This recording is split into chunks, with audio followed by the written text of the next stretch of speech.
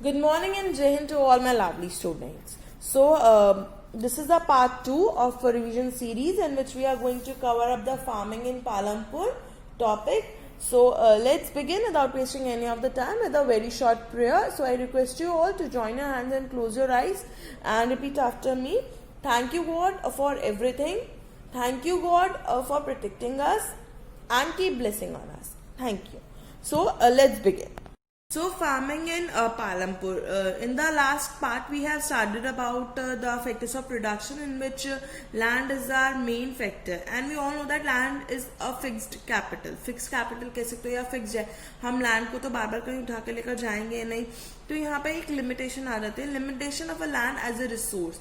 हमें लैंड की एक लिमिटेशन फेस करनी पड़ती है. कैसे कि वो कि land is fixed. Here one question comes. See now तो you are getting your question in the MCQ form, but यहाँ पे बहुत सारे questions put up होते हैं और यहाँ पे 2 to 3 marks के question होता है. That is कि what is the limitation of land as a resource. So the answer will be कि the limitation is land is fixed. We cannot move the land from one place to another. So what they are trying to say that farming is the main production activity in the Palampur. We all know that Palampur is a village. It means it comes under the primary sector, and the agriculture is the most prominent activity in the primary sector. ठीक है. So agriculture farming is the main productivity activity in the Palampur, and constrain over farm production because land area under cultivation is practically fixed. जो हमारा cultivation का area है वो fixed है. Right. सो बाद में क्या कहते हैं कि is there any way one can grow more from the same land. क्या ऐसा भी कोई तरीका है कि हम एक लैंड से बहुत सारे मतलब चीजों को एक ही लैंड पे और भी चीजें ग्रो कर सकते हैं. कैसे कर सकते हैं? तो कहते हैं all the land is cultivated in Palampur. Palampur में जितनी भी लैंड है वो ऑलरेडी कल्टिवेटेड है. No land is left idle, यानी कि कोई सी भी लैंड जो है वो खाली नहीं है. सो यहाँ पे थोड़ी सी प्रॉब्लम आ जाती है कि पहली लैंड फिक्स है और जो कल्टिवेटेड लैंड है वो सारी आइडल है, मतलब भरी हुई है, कोई भी लैंड खाली नहीं है. So what problem we are facing that during the rainy season kharif crops जो होती है हमारी, farmer grow jowar and bajra. Right. these plant are used as the cattle feed. Usually क्या होता है कि ये जो प्लांट्स हैं वो जो उनके एनिमल्स होते हैं उनकी फीडिंग के लिए वो यूज करते हैं, अपने लिए भी थोड़ा बहुत यूज करते हैं. It is followed by the cultivation of potato between October and December in the winter season. Rabi fields are sown with wheat. जो उनकी ये वाली क्रॉप होती है विंटर सीजन में वो रैबी के साथ कर लेते हैं. You can see the picture in which various crops are shown. Wheat, bajra, sugarcane, potato. It is in your book also, and I am showing you from the book that these are the crops which kharif and rabi crops are there, and they used to cultivate these. We have already studied about between the October and the December and the rainy season. So this is all about the crops which we are talking about. Okay. आसपास के town से भी related मतलब connected है राजगंज और शाहपुर से, तो वो ये एक नॉन फार्मिंग एक्टिविटी भी आ जाती है. यानी कि जो पूरा साल होता है वो साल में ये लोग अपना वेस्ट नहीं करते हैं. दे यूजुअली कुछ ना कुछ ग्रो करते रहते हैं. बस फर्क इतना होता है sugar cane once a year होती है and the above crops which we I have shown you through the pictures also. So वो पूरे साल होते रहते हैं. विंटर सीजन में जो वी ऑल नो दैट कि विंटर सीजन में हमारी रैबी क्रॉप्स आती हैं which are going to be sown in the summer season, and rainy season की जो खैरिफ क्रॉप्स होती हैं दैट ज्वार एंड बाजरा, वो सारी चीजें होती है. ठीक है. सो इन सब का एक आंसर होता है जो नेक्स्ट टॉपिक है हमारा, that is multiple cropping. Right. Multiple cropping क्या है? Multiple cropping further help in increase the farm production. इसने हेल्प करी है जो हमारी फार्म प्रोडक्शन है उसको इंक्रीज करने में. Wait, I will explain you. Multiple cropping का मतलब है further helping the increase of the farm production. See it's a land और यहाँ पे हम मल्टीपल क्रॉपिंग कर रहे हैं. राइट. मल्टीपल एक साथ कर रहे हैं. To grow more than crop on a piece of a land during the year is known as multiple cropping. It is a definition. To grow, please read it very carefully. To grow more than crop on a piece of a land, यानी कि एक crop से ज्यादा हम एक land पे जब grow करते हैं crop during the particular year, तो it is known as multiple cropping, right. So how it is different from the mix cropping. फिर मिक्स क्रॉपिंग का मतलब क्या है? मिक्स क्रॉपिंग का मतलब है, the definition is same, to grow more than crop on a piece of land but the difference is during the same season.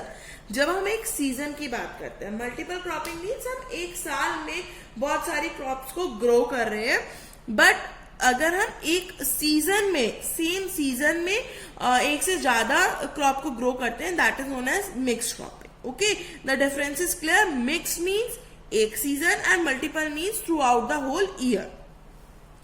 Now the role of the irrigation, electricity क्या है ये? Irrigation, electricity, multiple cropping, modern farming method, increase farm production, ये सारी चीजें हैं जिसने हमारी जो फार्म प्रोडक्शन है वो बहुत ज्यादा इंक्रीज कर दी थी. जैसे more crops can be grown in rabi and zaid season also, and well, tubewells, ponds and canals are there. ये इरिगेशन की जो फैसिलिटी थी ये बहुत ज्यादा इनकी वजह से हमारी इंक्रीज हो गई थी. ये सारे जो है टॉपिक्स आपके एक पॉइंट के अंदर आ रहे हैं. That is there a way one can grow more crop from the same land? So the answer is yes. जो एक क्वेश्चन पूछा गया यहाँ पर, ये वाला क्वेश्चन कि is there a way one can grow more from the same land? The answer is yes. We are having the so many answers: multiple cropping, mixed cropping, irrigation, electricity, modern farming method, increased farm production. So ये सारी चीजें हैं जो हम इसमें पढ़ने वाले हैं, right? So electricity. अब इलेक्ट्रिसिटी कैसे बनता है? Irrigation facility was electrified, farming in Palampur get boost. ठीक है, electricity transform the system of irrigation. See कैसे इन्होंने ट्रांसफॉर्म कर दिया कि पहले जो था हम सिर्फ रेनफॉल पे डिपेंड थे. आई have shown you that primary sector example, if you remember, plant का जो कल्टीवेशन हम करते थे तो हम उसके लिए रेनफॉल पे डिपेंड रहते थे, right. I hope you remember that point. हमें जब कल्टीवेशन करनी होती थी तो हमें सिर्फ उस पर डिपेंड रहना पड़ता था, रेनफॉल पे डिपेंड रहना पड़ता था. This one I hope you remember, याद आ गया होगा आपको. तो सेम ऐसी था. लेकिन जब इलेक्ट्रिसिटी, जब इरिगेशन फैसिलिटी को इलेक्ट्रीफाइड कर दिया गया, उसमें इलेक्ट्रिसिटी को जोड़ दिया गया, तो जो वहाँ की फार्मिंग एक्टिविटीज थी वो एकदम से बूस्टअप हो गई और एक अलग ही वे आ गया उसमें. ठीक है, एक मतलब एक अलग सिस्टम ऑफ इरिगेशन हो गया, ट्रांसफॉर्म्ड हो गया. We are talking about the modern farming method. See in the picture you can see the electricity is there, pump sides are there, canals are there, irrigation, fertilizers. So ये सारी चीजें थी जो हमने इलेक्ट्रीफाइड करी, means उनको एक अलग ही मोड दे दिया, एक नया तरीका दे दिया, so that they can work. Who can work? The Palampur activities, farming activities which are going in the Palampur, right. So they are some modern farming method also. So modern farming method means using modern farming method to increase the yield from the given piece of land. Yield का means कि जो production है, already हमारे पास जितनी production हो रही है उसमें हम और increase up कर सके ताकि हमें और प्रोडक्शन करना करे, मतलब हम और प्रोडक्शन कर सके. होता क्या, जैसे हमने पहले ऊपर पढ़ा कि पहले सिर्फ रेनफॉल पे डिपेंड करता था, सनलाइट पे डिपेंड करता था, क्लाइमेट पे डिपेंड करता था. लेकिन अब जब उन्हें इलेक्ट्रिसिटी मिल गई, इरिगेशन फैसिलिटीज मिल गई, सो वो बूस्टअप हो गई सारी फार्मिंग एक्टिविटीज. अब जब वो फार्मिंग एक्टिविटी बूस्टअप हो गई तो they started using, they means the Palampur farmer started using modern farming methods. Modern farming methods क्या थे हमारे? HYV सीड यूज करने लगे, high yield variety of seed use करने लगे और मॉडर्न मशीनरी यूज करने लगे, जैसे tractors, threshers, fertilizer and pesticides, which ultimately led to the green revolution. अब व्हाट इज ग्रीन रेवोल्यूशन? नहीं, हरे रंग का कोई रेवोल्यूशन नहीं हुआ, कोई झंडा वंडा नहीं फहराया गया था हरे रंग का. Green revolution means कि a boost up in the energy, sorry, not in the energy, sorry, I'm really sorry for that word.